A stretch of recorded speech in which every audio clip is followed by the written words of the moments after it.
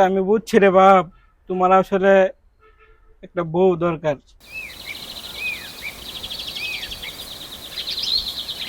চুলা তুলতে বলতে জীবনটা ক্লান্ত এগুলো ওই তো অনেক ঘুরছে, শরীরটা খারাপ লাগতেছে, যাই একটু ওইখানে গাছের তলে যাই একটু ঘুমাই।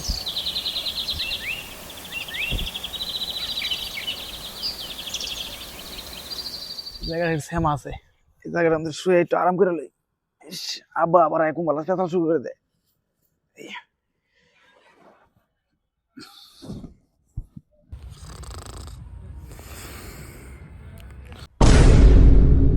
কি ব্যাপার, তোমার মনটা খারাপ নাকি? মনটা খারাপ। তোমার কি শীতের নতুন জামা লাগবো? টাকা পয়সা লাগবো? না মোবাইল লাগবো তোমার নতুন? না, শালার বাপের কেমনে যে বুঝাই শরমের কথা।